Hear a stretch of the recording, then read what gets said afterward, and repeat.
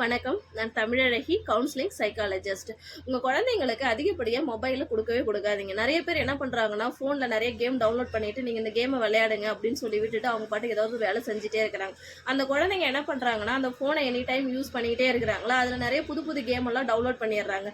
Download பண்ணி இப்போ ரீசெண்டாக ஒரு குழந்தை வந்து எங்கிட்ட கவுன்சிலிங் வந்த குழந்தைங்க ரோஃப்ளாக்ஸ் அப்படின்னு சொல்லிட்டு ஒரு வகையான கேம் விளையாடுற குழந்தை. அந்த குழந்தைகிட்ட அதனுடைய குழந்தையினுடைய பிஹேவியர் டோட்டலாகவே சேஞ்ச் ஆயிடுச்சு. அந்த கேம் விளையாடுறதுக்கு முன்னாடி இருந்ததுக்கும் அப்புறமா இருக்கிறதுக்கும் அந்த குழந்தைங்களோட சேஞ்ச் வந்து ரொம்பவே சேஞ்சஸ் நிறையவே இருந்திருக்குது. நைட்டில் கூட தூங்குறதே கிடையாதுங்களா. நைட்டில் தூங்கும் போது கூட அந்த ஃபோன் விளையாடுற மாதிரியே அந்த கையெல்லாம் அசைச்சிட்டு இருக்கிறது, ஓடு சொல்கிறது, அதை ஷூட் பண்ணுன்னு சொல்கிறது, இந்த மாதிரியான விஷயங்கள்லாம் அந்த குழந்தைங்க பண்ணிகிட்டே இருந்திருக்கிறாங்க. ஸோ இந்த மாதிரியான ரோஃப்ளாக்ஸ் அப்படிங்கிற கேம் மட்டும் இல்லைங்க, மற்ற எந்த கேமுமே நீங்கள் உங்கள் குழந்தைங்களுக்கு கொடுக்காதீங்க. முடிஞ்ச அளவுக்கு இன்டோர் கேம் விளையாட விடுங்க. வெளியில் எங்கேனாவது அழைச்சிட்டு போங்க. இல்லை எதனாலும் டிராயிங்கு அந்த மாதிரி ஏதாவது கொடுங்க. குழந்தைங்க கூட நீங்களும் சேர்ந்து விளையாடுங்க.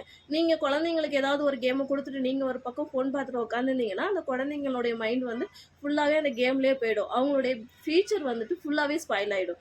நீங்கள் உங்கள் குழந்தைங்கள நீங்கள் சின்ன வயசில் எப்படி கொண்டுட்டு வரீங்களோ அதுதான் வளர்ந்ததுக்கப்புறமும் இருப்பாங்க. முடிஞ்ச அளவுக்கு உங்கள் குழந்தைங்க கூட டைம் ஸ்பெண்ட் பண்ண பாருங்கள். அதை விட்டுட்டு நீங்கள் ஃபோனை கொடுத்துட்டு நீங்கள் ஒரு பக்கம் வேலை செஞ்சிட்ருக்கீங்க, அந்த குழந்தைங்க அந்த ஃபோனவே பார்த்துட்டு இருக்குதுங்க.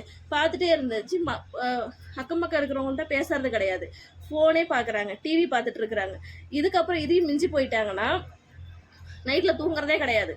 சுத்தமாக அந்த கேம் எப்படி இருக்குது அதை பற்றின ஆசை மட்டும்தான் அவங்க மனசுக்குள்ளே போகுதை வந்து அவங்க வந்து நல்லா கம்ஃபர்டபுளான ஒரு தூக்கம் அந்த குழந்தைங்களுக்கு இருக்கிறதே இல்லை. தயவு செஞ்சு உங்கள் குழந்தைங்கள ஃபோன் கொடுக்கறத அவாய்ட் பண்ணிக்கிங்க.